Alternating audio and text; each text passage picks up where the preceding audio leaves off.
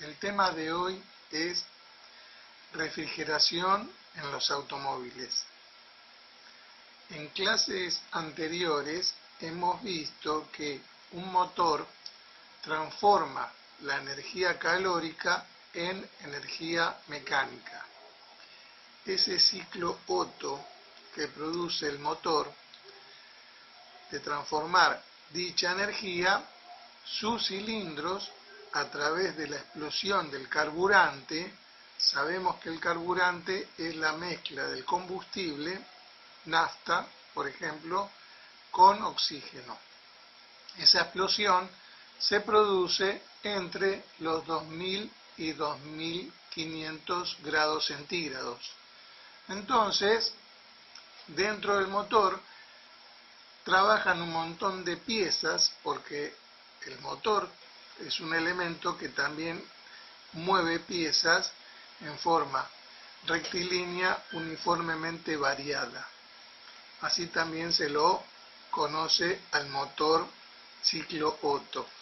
Esos movimientos que produce el motor a través de la explosión del carburante y la alta temperatura elevada hace que todas las piezas móviles tengan sufrimiento. Ese sufrimiento por esa temperatura y la dilatación es salvada por el aceite, que además de lubricar algunas piezas la mantiene separadas, como por ejemplo algunos cojinetes, botadores, las levas del árbol de leva y principalmente el cigüeñal. Con todo eso no basta, entonces necesitamos un sistema de refrigeración para tratar de que no se nos pase la temperatura y el motor se vea con un problema grave que comúnmente se lo llama que se fundió alguna parte. Entonces vamos a ver algunos elementos cómo funciona el sistema de refrigeración. Antiguamente existían refrigeraciones de motores como el de las motos, con unas aletitas adosadas a los cilindros que se les llaman aletas alaviadas, que disipan el calor.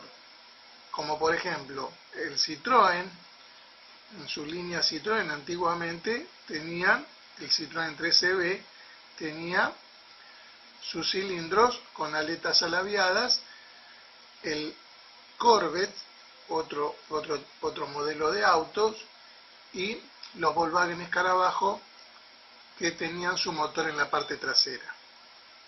Los motores con refrigeración a aire también tienen un ventilador. El Citroën tenía un ventilador en la parte de adelante que refrigeraba permanentemente a sus cilindros, porque cuando estaba detenido o trabajando al ralentí necesitaba la frescura de ese ventilador.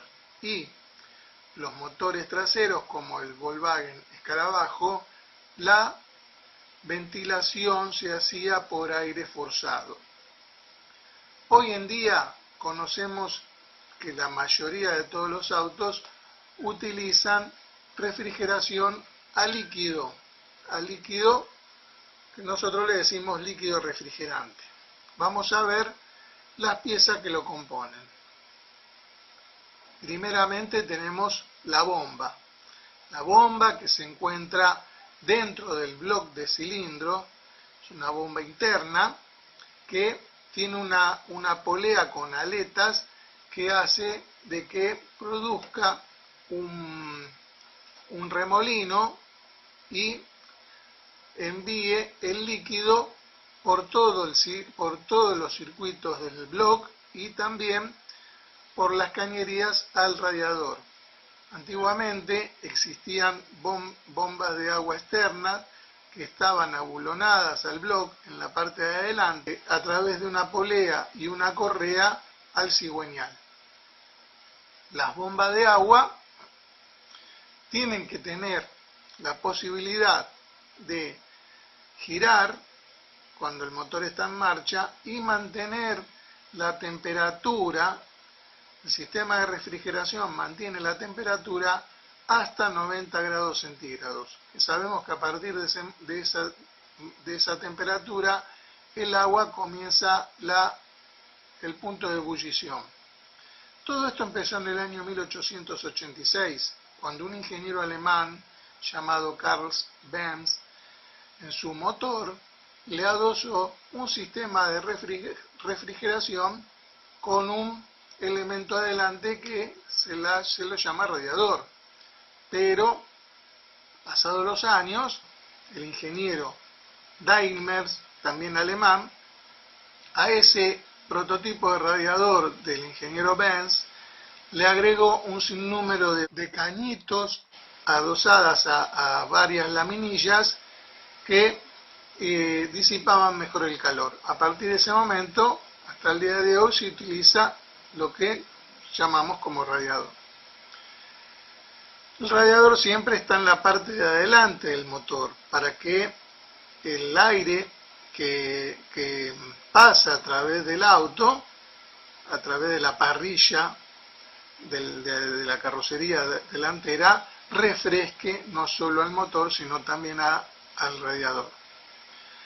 El radiador se conecta al block a través de unas mangueras o manguitos.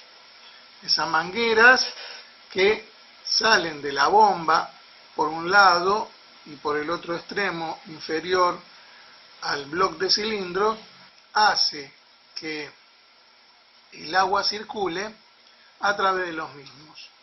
Esas mangueras se encuentran sujetas con abrazaderas. El block de cilindro y la tapa de cilindros tiene unos conductos y unos orificios internos donde circula el agua para refrescar no solo al conjunto de válvulas, sino también a los cilindros.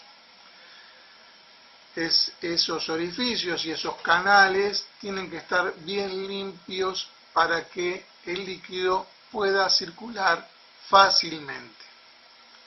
Termostato. El termostato, que se encuentra dentro del block o en una de las mangueras, es el encargado de abrir el paso del líquido cuando el motor ya llega a su temperatura ideal. O sea que cuando lo ponemos en marcha a la mañana, que el agua se encuentra en temperatura normal, podríamos decir, o fría, el termostato se encuentra cerrado. Cuando llega a los 85 grados dentro del block, el líquido, el termostato comienza a abrir para que pase el líquido caliente al radiador. O sea que el termostato a menos de 70 grados se encuentra cerrado, no pasa líquido. El termostato tiene una válvula que actúa bajo esa temperatura.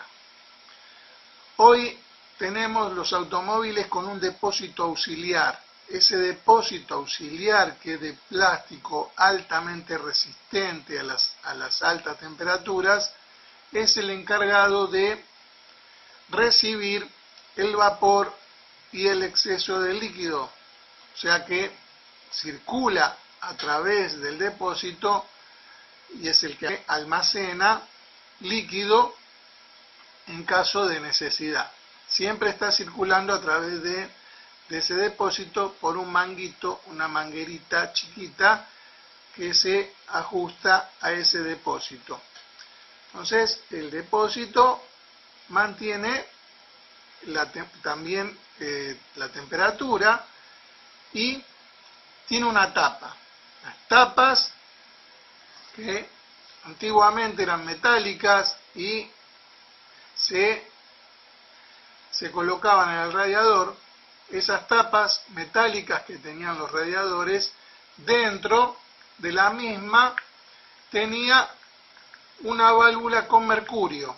Ya el mercurio ya no se utiliza más, sino que ahora se utilizan estas tapas de plástico con un sistema de doble válvula para, en el momento que hay una elevada presión, porque el sistema de refrigeración trabaja presurizado y cuando hay una elevada temperatura, se abre la válvula, deja pasar el exceso de presión y un poco de agua, porque cuando hay exceso de presión es como que aumenta el líquido.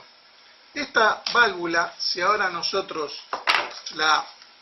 le hacemos un corte y la queremos observar, ¿no es cierto?, vamos a tener algo similar a esto. El cuerpo de la tapa, en este caso de color negro, la tapa del radiador, del depósito, vamos a decir, ¿no es cierto? Acá tenemos el conjunto de válvulas, en la parte superior la tapa de válvulas, los soportes de válvulas, los resortes y una válvula principal y una válvula más chica de retorno. Ambas válvulas tienen sus propios resortes y a los costados de las guías de válvula tenemos unos orificios. Estos orificios, que son calibrados, permiten que al funcionar por diferencia de presiones y de temperatura estos resortes y levanten las válvulas, pasa el vapor, el exceso de vapor y el exceso de líquido, y a través de este canal que está denominado con el número 10 al exterior, a la atmósfera. Entonces, acá está dentro del depósito del radiador. Acá está el líquido. Cuando hay un exceso de líquido o un exceso de vapor, se levanta, deja el paso libre y sale al exterior el excedente. Cuando ya llega a su temperatura o el exceso ya fue eliminado o el vapor ya no es la presión excesiva, sino que tiene la presión de trabajo, se cierran las válvulas y se mantiene presurizado el sistema. Así trabaja la tapa del radiador. Esta tapita que vemos acá, que según el automóvil puede ser de 1, 3 o 4 bares. Los bares significa la presión a la que trabaja la tapa del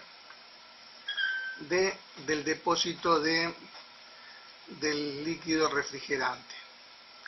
Cuando el auto se encuentra con anomalías, el motor se encuentra con anomalías, esta tapa trabaja muchísimo, porque si hay un problema en la junta de tapa de válvula, de cilindros, que por lo general se quema la junta por una temperatura muy alta, pasa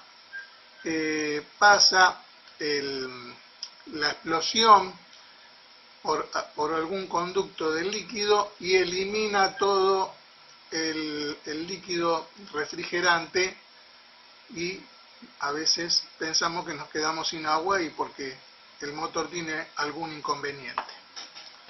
Acá no terminó la cosa, porque tenemos ventiladores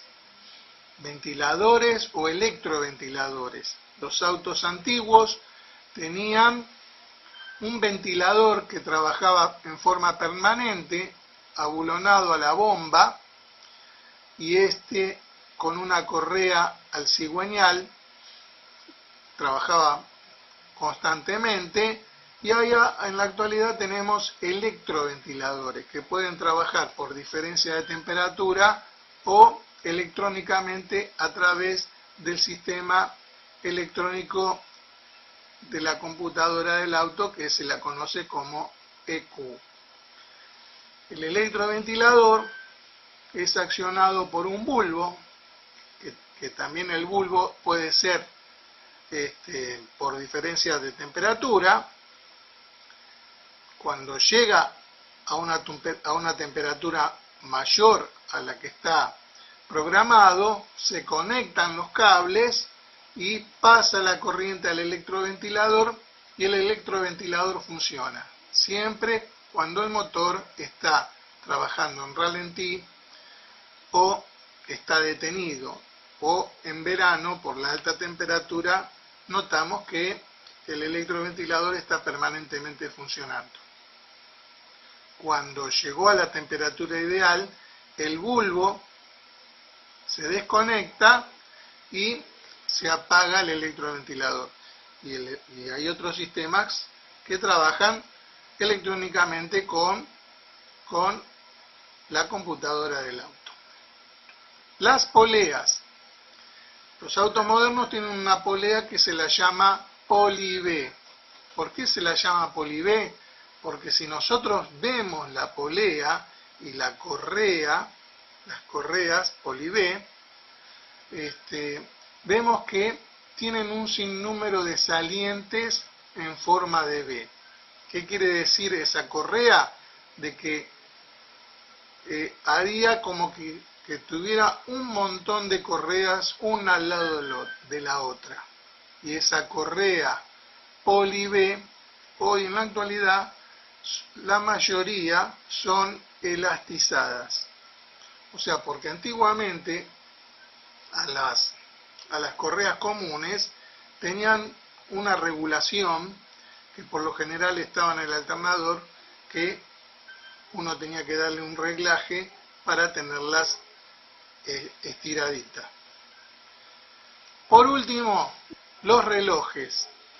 Dentro del auto, del habitáculo, tenemos el tablero de instrumentos donde existen relojes de temperaturas o lámparas que nos indican que estamos con una temperatura excesiva.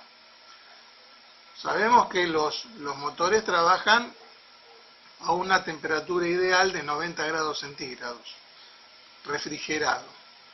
Cuando pasa los 90 grados centígrados, nos damos cuenta a través de sus relojes. Y si no tenemos un reloj, trabaja la lámpara que se enciende, que nos está diciendo que el motor tiene un inconveniente de temperaturas. Los relojes y las lámparas del tablero pueden trabajar directamente o a través del sistema computarizado. Espero que les haya gustado esta clase de refrigeración de automóviles.